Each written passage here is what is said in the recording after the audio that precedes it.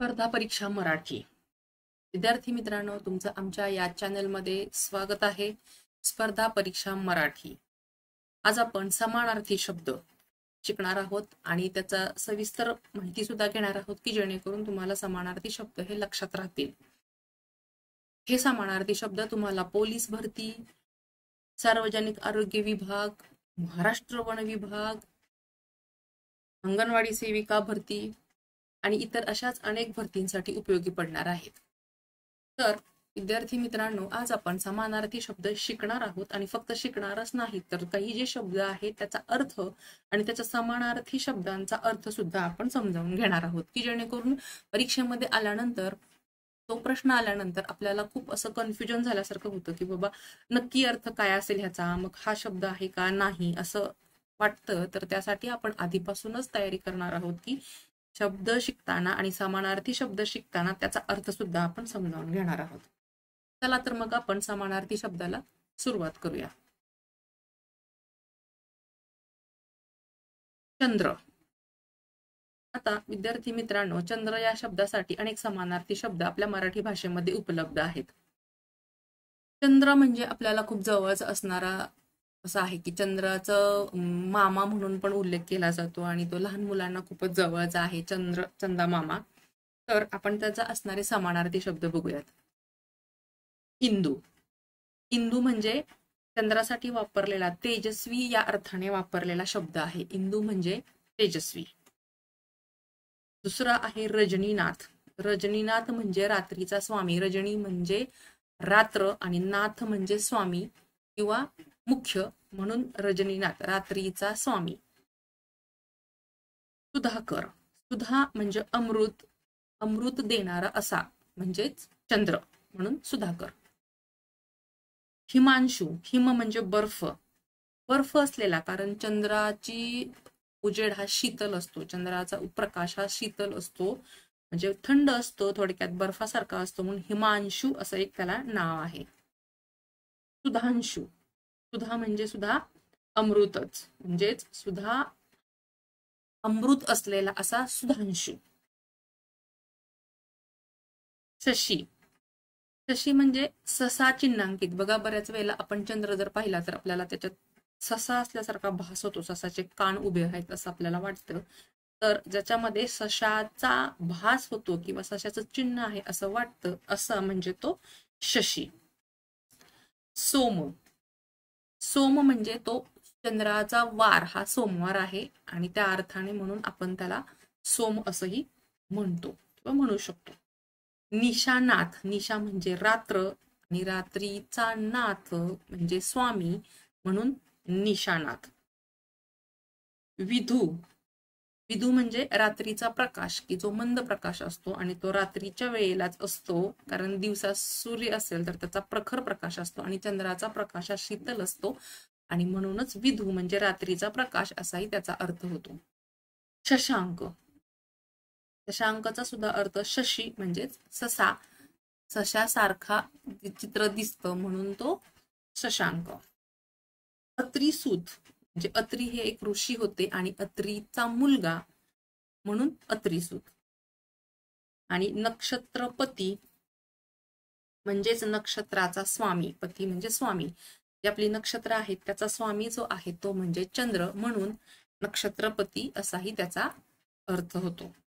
तर विद्यार्थी मित्रांनो, आपण चंद्र या शब्दासाठी 12 समानार्थी शब्दांचा अभ्यास केलेला आहे आणि त्याचे अर्थही समजून घेतलेला आहे की तो कोणत्या कारणाने हा शब्द त्याला मिळालेला आहे किंवा समानार्थी शब्द झालेला आहे.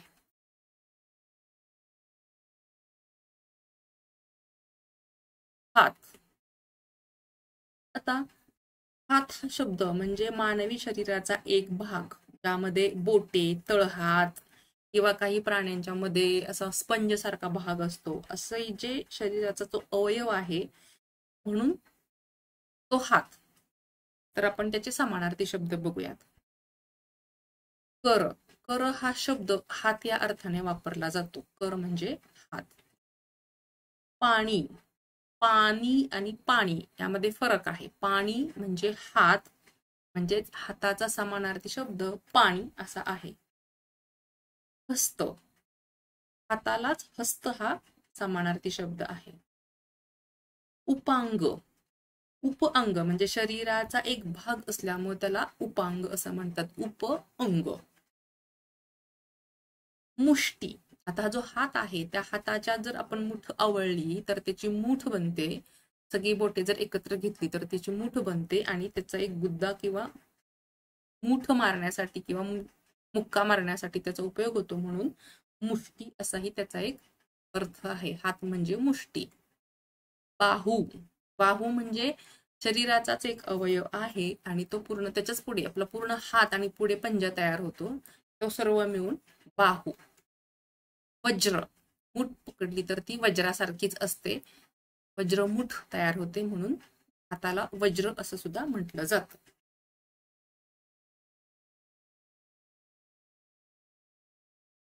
आकाश, पृथ्वीच्या वातावरणावर आणि बाह्य अंतराळावर असलेलं जे क्षेत्र आहे ते म्हणजे आकाश. तर आकाश या शब्दासाठी आपण समानार्थी शब्द बघूयात. नभ, आकाशला समानार्थी शब्द आहे नभ. आभाळ, ढगांनी भरलेले म्हणून आभाळ, त्याच्यामध्ये खूप सारे ढग असतात असे ते आभाळ. गगन, आकाशचाच एक हा काव्यमय शब्द आहे गगन, जो की काव्यामध्ये, कवितेमध्ये, गाण्यामध्ये सुद्धा वापरला जातो म्हणून तो गगन. अवकाश, हा आकाशचा वैज्ञानिक अर्थ आहे. अवकाश, आकाश म्हणजेच अवकाश की जो वैज्ञानिक अर्थ आहे. 5 अंतरिक्ष, अंतरिक्ष म्हणजे अंतराळ, आकाशाचा समानार्थी शब्द अंतराळ. आणि अंतराळ हा आकाशाचा समानार्थी शब्द आहे. अंतराळ, अंतरिक्ष. आणि अवकाश हा जो आहे तो वैज्ञानिक अर्थ आहे. व्योम, व्योम म्हणजे सुद्धा आकाश. मेघमंडल, मेघ म्हणजे ढग आणि ढग ज्या ठिकाणी एकत्र होतात ते म्हणजे मेघमंडल. अंबर, अंबर म्हणजे सुद्धा आकाश, म्हणजेच तो पृथ्वीच्या वातावरणात बाह्य अंतराळावर असलेलं जे वातावरण आहे किंवा जे क्षेत्र आहे ते म्हणजे अंबर म्हणजेच आकाश.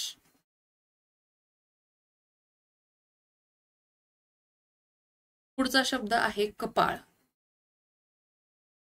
बघा, डोक्याच्या पुढचा भाग, त्याला पापण्या आणि केस यांच्या दरम्यानचा भाग असं म्हणतात, तो म्हणजे कपाळ. कपाळाला समानार्थी शब्द आहे ललाट. भाल म्हणजे आपल्या केसांच्या आणि भुवयांच्या मधला जो भाग आहे तो म्हणजे भाळ. निढळ, निढळ सुद्धा कपाळाला समानार्थी शब्द म्हणून वापरला जातो. निटिल, निटिल म्हणजे सुद्धा कपाळ, ज्याच्यावरती टिकली लावली जाते, निटिल तो म्हणजे कपाळ.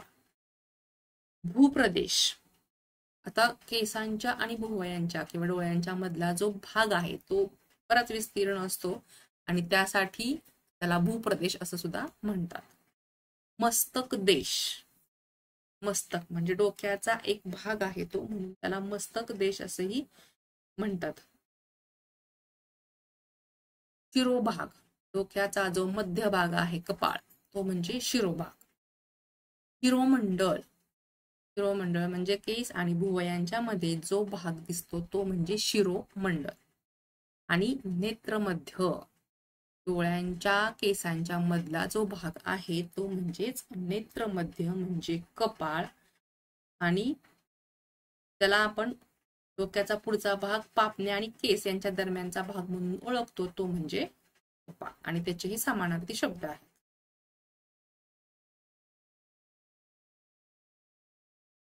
पर्वत,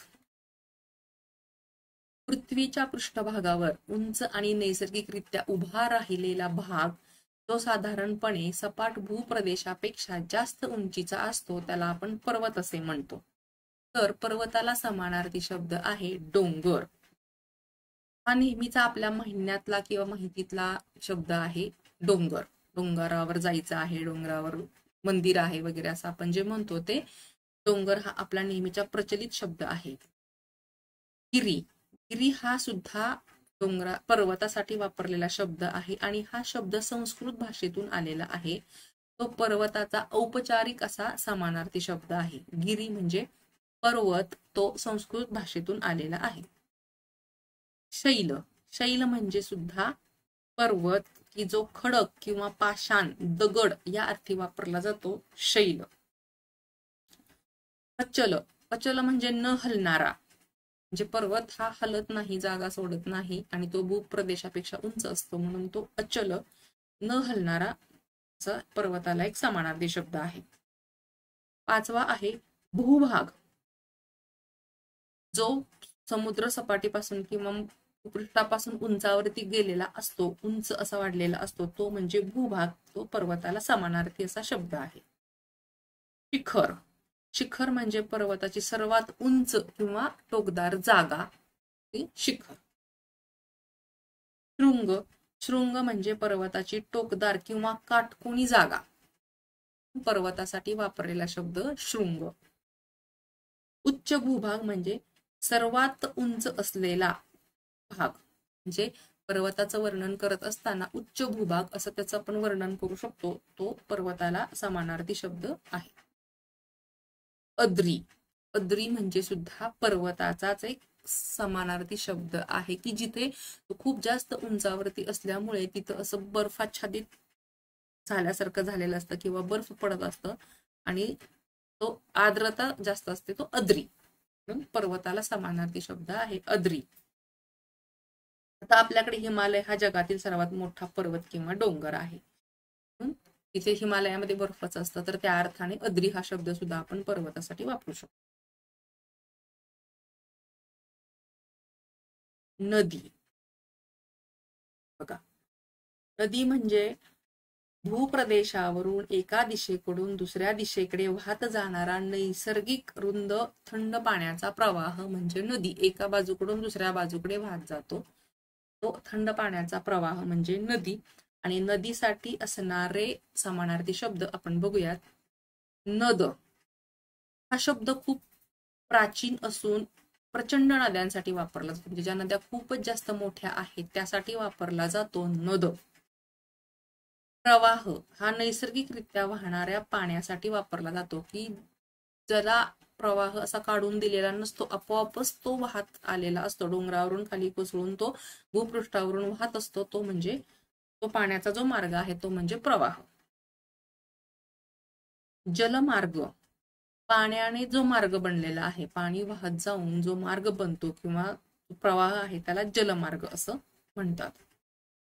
खाडी, आता समुद्राला नदी जिथं मिळत असते आणि त्या भागाला खाडी असं म्हणतात आणि तो शब्द नदीला समानार्थी शब्द म्हणून वापरला जातो. म्हणजे समुद्राला नदी जिथे मिळते त्या ठिकाणी जो प्रदेश तयार झालेला असतो तो म्हणजे खाडी. उपनदी, आता जी एखादी नदी असेल, छोटी नदी मोठ्या नदीला जाऊन मिळते, तर त्या छोट्या नदीला उपनदी असं म्हणतात आणि नदीसाठी हा उपनदी शब्द सुद्धा वापरला जातो. जलस्रोत, पाणी मिळण्याचे ठिकाण म्हणजे जलस्रोत म्हणजेच नदी. सरिता, आता हा आपण नेहमी वापरणारा शब्द आहे सरिता, पाणी वाहून घेऊन जाणारी ती म्हणजे सरिता म्हणजेच नदी. तीर्थ, आता पाण्याला खूप पवित्र मानलं जातं, ते पाणी म्हणजे जीवन आणि ते तीर्थाप्रमाणे असतं म्हणून त्याला तीर्थ असं म्हणतात. नदीला समानार्थी शब्द आहे तीर्थ. तटिनी, आता जो प्रवाह, पाण्याचा प्रवाह वाहत जातो, भूपृष्ठावरून जो पाण्याचा प्रवाह वाहत जातो, तर तो त्याच्या दोन्ही बाजूला तट असतात किंवा किनारा असतो आणि त्या किनाऱ्यामुळे त्याला तटिनी असाही समानार्थी शब्द आहे, म्हणून नदीला तटिनी हा समानार्थी शब्द आहे. नैसर्गिकरित्या जमिनीवरती जे वाहत जातो आणि तो प्रवाह बनत असतो तो म्हणजे नदीचा प्रवाह म्हणजेच तटिनी म्हणजेच सरिता म्हणजेच जलस्तोत्र म्हणजे जलमार्ग, प्रवाह वगैरे वगैरे हे समानार्थी शब्द आहेत.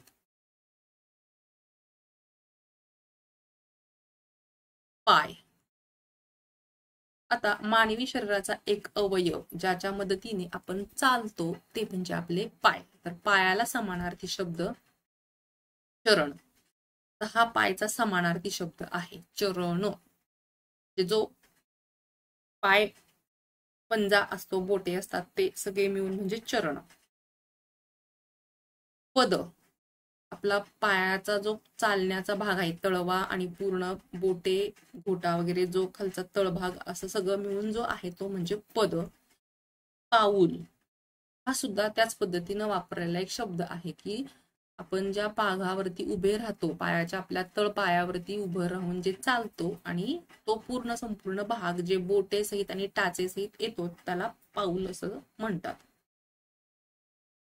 आता आधार, पाय आधार म्हणजेच काही वस्तू किंवा इमारतीचा आधार म्हणून वापरला जाणारा भाग. तसंच माणसाला सुद्धा चालण्यासाठी पायाचा आधाराची गरज असते आणि म्हणून पायाला समानार्थी शब्द आहे आधार. जसं की इमारत किंवा इतर काही वस्तूसाठी आधार म्हणून वापर केला जातो, तोच म्हणजे पाय म्हणजे आधार.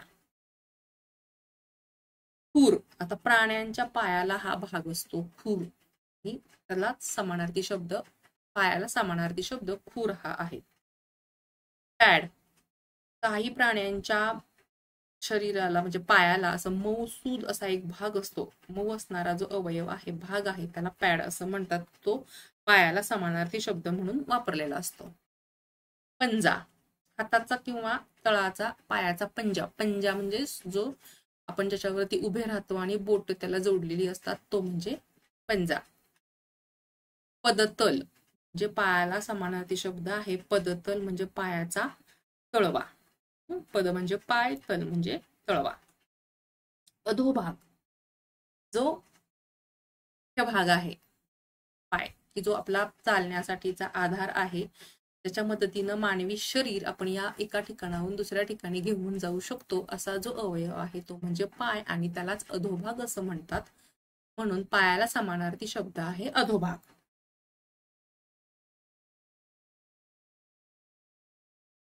मुलगी, मुलगी हा शब्द मराठीमध्ये आहे, संस्कृतीमध्ये सुद्धा, संस्कृत भाषेमध्ये सुद्धा या शब्दाला किंवा मुलगी या शब्दाला अनेक शब्द आलेले आहेत. तर ते कोणते आहेत ते आपण बघूया. कन्या, आता मुलगी हा शब्दाला समानार्थी शब्द आहे कन्या, जो आपण नेहमीच्या बोलीभाषेमध्ये सुद्धा वापरत असतो. तनया, तनया हा सुद्धा मुलीसाठी असणारा समानार्थी शब्द आहे. तनुजा, तनुजा हा शब्द सुद्धा मुलीसाठी वापरलेला आहे. तनया, तनुजा हे संस्कृत शब्द आहेत. दुहिता, दुहिता हा सुद्धा मुलगीसाठी असलेला समानार्थी शब्द आहे. आत्मजा हा सुद्धा मुलीसाठी असणारा समानार्थी शब्द आहे. नंदिनी हा सुद्धा मुलीसाठी, मुलगी या शब्दासाठी असणारा समानार्थी शब्द आहे नंदिनी. लेक हा सामान्यपणे ग्रामीण भागामध्ये वापरला जाणारा शब्द आहे लेक, आणि तो मुलगी या शब्दासाठी समानार्थी शब्द आहे. किशोरी, जी की लहान वय आहे, किशोर वयामधली आहे अशी ती म्हणजे मुलगी. पुत्री, पुत्री हा शब्द सुद्धा मुलगी या शब्दासाठी वापरला जातो आणि हा संस्कृत शब्द आहे मुलीसाठी असणारा पुत्री हा शब्द.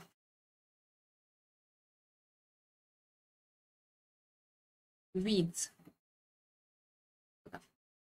नैसर्गिकरित्या वातावरणामध्ये निर्माण होणारी आणि आकाशामध्ये चमकणारी एक प्रकारची ऊर्जा म्हणजे वीज, जे की तो पाऊस सुरू होताना आपोआपच आकाशामध्ये कडकडाटासह, गडगडाटासह दिसते आपल्याला किंवा आवाज करते, ती म्हणजे वीज. तर विजेला समानार्थी शब्द आहे विद्युत. हा शब्द जो आहे तो विज्ञान भाषेमध्ये वापरलेला असतो, विद्युत म्हणजे वीज. चपला, चपला म्हणजे वीज चमकायच्या स्वरूपासाठी वापरलेला असतो. जेव्हा वीज चमकते आणि उजेड पडतो त्या दरम्यान तिला चपला हा शब्द वापरलेला आहे. दामिनी, दामिनी हा शब्द सुद्धा विजेसाठी वापरलेला आहे आणि जेव्हा वीज कडकते, चमकते त्यावेळेला हा शब्द दामिनी असा तिचा उच्चार केला जातो. तडीत, तडीत हा शब्द विजेच्या आवाजासाठी वापरला जातो. एकदम ताडकन कडकडाट गडगडाट होतो त्यावेळेला तडीत, विजेला तडीत असा शब्द वापरला जातो. चंचला, चंचला हा शब्द विजेच्या वेळेसाठी वापरला जातो. ती येते आणि एका डोळ्याची पापणी किंवा श्वास ह्याच्या आधीच पटकन निघून पण जाते, आवाज होतो, उजेड पडतो आणि निघून जाते, एवढी ती चंचल असते, म्हणून तिला चंचला हा तिच्या विजेच्या वेळेसाठी वापरला जाणारा शब्द आहे आणि तो वीज या शब्दाला समानार्थी शब्द आहे. सौदामिनी, सौदामिनी हा सुद्धा वीज चमकायच्या स्वरूपासाठी वापरला जाणारा शब्द आहे. सौदामिनी. दामिनी, असनी, असनी सुद्धा आली आणि लगेच गेली या अर्थे तो वीज या शब्दासाठी वापरलेला शब्द आहे. आणि प्रदीप्ती, येते, चमकते आणि जाते, प्रदीप्त किंवा प्रज्वलित होते, म्हणून प्रदीप्ती हा शब्द सुद्धा विजेसाठी समानार्थी शब्द म्हणून वापरलेला आहे. आता ही वीज नैसर्गिकरित्या तयार होते आणि ढगामध्ये मोठ्या प्रमाणामध्ये विद्युतभार साठवते आणि त्यामुळेच ती चमकते, कडकते, तिची प्रकाशाची तीव्रता आणि आवाजाची तीव्रता खूप जास्त असते आणि म्हणून तिला तडीत असं सुद्धा म्हणतात. तर विद्यार्थी मित्रांनो, आज आपण समानार्थी शब्द, मराठी भाषेतील परीक्षेच्या दृष्टीने आवश्यक असणारे समानार्थी शब्दांचा अभ्यास केला आणि त्या समानार्थी शब्दांचे सुद्धा अर्थ आपण पाहिले की तो शब्द का आणि कशासाठी वापरला जातो. तर तुम्ही आमच्या व्हिडिओला लाईक करा, चॅनलला सबस्क्राईब करा आणि बेल बटन प्रेस करा, म्हणजे तुम्हाला इथून पुढचे समानार्थी शब्द आणि त्याच्यावरचे असणारे जे प्रश्न आहेत की जे परीक्षेच्या दृष्टीने आवश्यक आहेत आणि काही पेपर्समध्ये किंवा परीक्षांमध्ये ते विचारले गेलेले आहेत, जसे की टीईटीची परीक्षा आहे, अंगणवाडी सेविकेची परीक्षा आहे, वन विभाग भरती, महसूल विभाग भरती, पोलीस भरती आणि इतर स्पर्धा परीक्षांमध्ये या समानार्थी शब्दांचा वापर केला जातो आणि असे प्रश्न पडतात आणि ते कन्फ्यूज करणारे प्रश्न असतात. तर त्यासाठी त्या समानार्थी शब्द आणि त्याचा शब्दांचे अर्थ आपण या व्हिडिओच्या माध्यमातून शिकत आहोत. Thank you for watching and subscribe.